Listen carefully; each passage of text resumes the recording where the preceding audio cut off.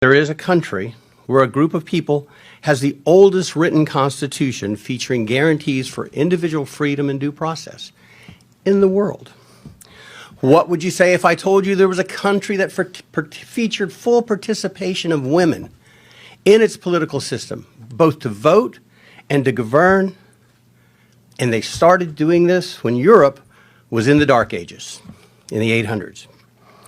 What would you say if I told you there was a country that is consistently in the top 10 of oil-producing nations since the 1980s?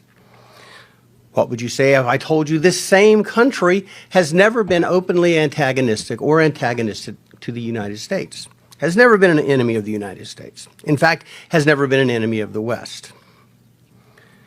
What would you say if I told you this very same country has the greatest number of doctors living in the United States of America per capita than any other nation in the world? More than England, more than Russia, more than Germany. What would you say if I told you that 29% of the immigrants from this country over the age of 25 hold a graduate degree, when you compare that to 11% of the population of the United States over the age of 25 holding a graduate degree? This country has almost 3 times more people holding graduate degrees here in the United States, contributing to our economy and our well-being and our security. What would you say if I told you the same country has 45% of the involvement of its people, the immigrants that live here, the diaspora, in education services, and most are professors at top universities? What would you say if I told you the same country I'm talking about has they're entering the medical fields and the technological fields in a rapidly expanding rate? They're increasing the U.S. economy. They are entrepreneurs. They are making America better, building tech companies in the United States to help the people back home. Would anybody be able to guess that country was in Africa? Would anybody be able to guess that country is Nigeria? Because it is. That's Nigeria. So when you say, why Nigeria, it is almost a fool's question. One of the greatest nations that has all of these things going for it, and yet we constantly turn our back on Nigeria. Shouldn't we be favoring this nation? Shouldn't we be more attentive to this nation? Shouldn't we treat this nation, this giant of an entire continent, not of a region or an area, of an entire continent that stands out as a shining beacon? Shouldn't we treat them as especially favored allies of the United States and indeed of the West? Especially given the insecurity in the world today with issues relating to extremism and energy shortages. Don't you think that this is a nation that the world should readily leap to the fore to protect, to ensure the well-being so it can continue on its pathway to greatness? Yeah, we're talking about Nigeria, the largest nation in Africa. It is the wealthiest nation in Africa, and yet it's the poorest country in the world. Nigeria now has more people living below the poverty line than any other nation in the world, which is a remarkable feat, given that there are 234 million people in Nigeria and approximately 1.4 billion people in India, the former dubious leader of world's poverty. How can we let that happen? How can we turn our back? How is that possible? Nigeria is also the site of the largest genocidal slaughter the world has seen since World War II. And yet nobody wants to talk about it. Nobody wants to do anything about it. I am here very proud to be involved with NADECO because NADECO wants to do something about that. Something is very, very, very wrong. And it starts with the ability to choose your leaders in full, open, and fair elections. Nigeria has descended into a kleptocracy. And what that means is theft is the coin of the realm. Not due process, not laws, not fundamental fairness, not the pursuit of happiness, not freedom, not family, not religion, not work, not prosperity, but who can steal the most first and go back and steal some more. And that is something that I believe the Nigerian people can solve on their own, but they're going to have the help. We cannot continue to turn our back on Nigeria. The international ramifications or aspects are very clear.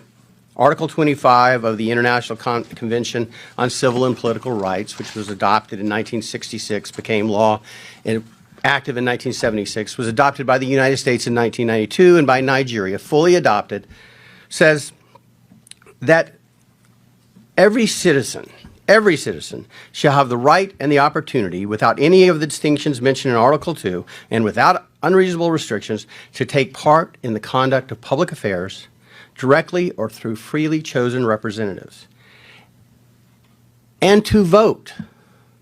This treaty signed by Nigeria and by the United States, and by the way, in the United States, when we sign a treaty, it becomes the law of the land with certain restrictions. So the United States has to comply with this. Nigeria has to comply with this international edict. It is as fundamental as any human right. And let me quote the UN, the Covenant 25 says, to vote and to be elected at genuine periodic elections, which shall be by universal and equal suffrage and shall be held by secret ballot, guaranteeing the free expression of the will of the electors. That's why this is important. We have a violation of international law that rises to a violation of human rights, and we all know the human rights violations that follow. And it's by a nation that we should hold in special favor, we should hold more closely, that we should take better care of. The fact of the matter is that what was supposed to happen, and again, we are not partisan, NADECO is not partisan, but it appears as though the process, and that's what nations, that's what a democracy is. That's the greatness of America, is the process. It's not the people, it's the process. It's not the result, it's the process. How our government works, how our elections work. And the process of this election in the 2023 Nigerian presidential elections appears to be fundamentally flawed. We believe, NADECO believes, that the February 25 to 26, 2023 election, the results, the hasty announcement of the results, are fundamentally at odds with the Nigerian election laws. And as Dr. Ogebi said very clearly, they didn't just violate rules, they violated their own laws. INEC glorified their efforts to make this the cleanest, the purest, the most transparent and fair election in Nigerian history, in African history. And yet, they violated every single fundamental tenet in every single law. They instituted the bimodal voter accreditation system. You've heard about that, the BVAS. All that is, make no mistake about it, there's a lot on the internet that seems to, people want to believe that when you voted with the BVAS, that recorded your vote and your vote was sent somewhere and it went to a server and it was tabulated and somehow Tinubu or the APC were able to hijack that electronic signal. That's not what happened. It was more pernicious than that. It was more old-fashioned than that. All the BVAS does was gave you two modes of identification, both your card, you put your voting card, your PVC in, and it also did your fingerprint and face identification. But it failed. And the reason BVAS was important is so that people couldn't vote more than once. Vote early, vote often. The reason it's important is so people could not vote that had fake cards. And on the issue of the PVC cards, INEC announced, this is INEC themselves, said that there were 87.2 million PVC cards collected. That was out of 93 million registered voters. So approximately 6 million people were registered. They just didn't bother to get their voting card. No one knows why. It just happens. But what's fascinating is, if you consider it true that 87.2 million people had PVC voting cards and could have voted, the declared winner of this election received 8.7 million votes. Now, out of 87 million, the math's not real hard. That means that Mr. Tinubu got 10% of the vote. He will be ruling the wealthiest economy in Africa with a mandate of 10% of the population. That's extraordinary. Something is seriously wrong. Something is seriously wrong. Additionally, we believe that what has to happen and why we're here today, and NADECO is leading the charge, we believe that INEC has to prove itself. It has to prove the results it announced were true and were real. There are 176,600 polling stations. That's a lot of polling stations. INEC's rules required each polling station to collect the votes, count the votes, and they do it the old-fashioned way. They get the paper votes, they count them. They put them in stacks for each of the primary candidates. They were to gather those results, publish the local results, and then transmit the results, and ultimately they would go to Abuja and be certified. Well, what happened was they published some of the results early on, and then they took them down. And so what they have is something that looks a little bit like this, scribbling, when it used to look like this, where it was written. Someone didn't like the results. That's what appears to have happened. Dr. Ogebe observed it happening. So what we have is vote rigging, vote buying, and bribery. So despite INEC's efforts, nothing good happened. And we're back to the same old thing, the same old efforts. So what do we do?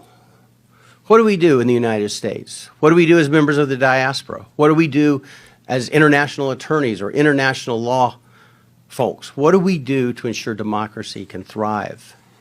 That the promise of 1960 can become true again, hopefully.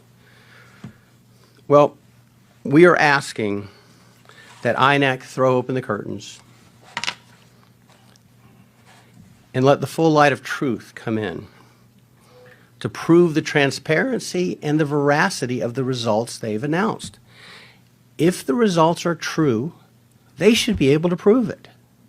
It is absolutely not extraordinary to ask them to prove it. Show me your math. We've all gone to school. Show me your math. You've got a number. Show me how you got to that number. Prove what you did. There can be no debate that the initial investigations indicate that they were savaged. The rules were savaged. The rights of the electorate were savaged. It was polluted by blatant and widespread corruption. And as Dr. Lloyd said, the four horsemen of democracy's doom, bribery, intimidation, insecurity, and vote rigging, appeared to trot and run roughshod all over the nation. They were harnessed to skew the results.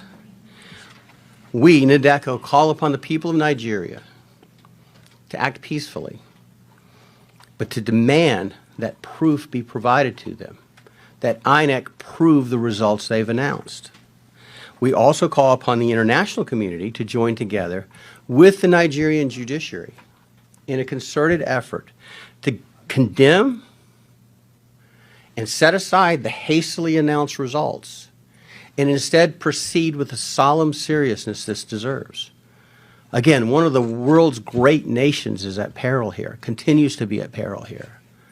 We need to make sure we don't continue to turn our back on Nigeria. And what we're asking for is very simple. Prove to us. Prove. NADECO says prove to us that if there is a Nigeria and there is a democracy in Nigeria, that it was arrived at lawfully and in accordance with the rule of law. The continuation of power by the ruling party is a wholesale disenfranchisement of Nigeria without more. That is little more than a dictatorship. And it's a new dictatorship. But it is nonetheless a dictatorship because it's imposed apparently against the will of the people. And we believe the will of the people of Nigeria must be preserved, it must be sanctified, and it must be held with the most solemn of regard. This event is designed to lead a global call to action, to address INEC's duplicity, and to make sure that the truth is told, and that what happened is exposed, and the next steps can be taken. And I, for one, I know there's a lot of skepticism. I've appeared in this, well, a few rooms over a few years ago on the Uzodinma issue. I was involved in drafting briefs that were filed there. The Nigerian judiciary cannot always be relied on to do the right thing in elections. But I take a little bit of hope. You've got to be an optimist. You have to be an optimist because your faith in God and your love for your country and your love for your family, you got to be an optimist. The Nigerian judiciary showed us they have the ability to disregard what INEC says and chart their own path toward justice. Now, we may disagree with what they did with Uzodimma. Certainly, Ihe disagrees, and my clients did, but they have that ability. So the Nigerian judiciary, there's a small spark of hope. Their recent ruling to free Mazi Nnamdi Kanu and to impose a substantial fine of ₦1 billion for his wrongful retention, that gives you hope. I believe the Nigerian judiciary can do the right thing. But if they don't, we also believe that the international community has a burden. It's far too long disregarded the great Nigeria.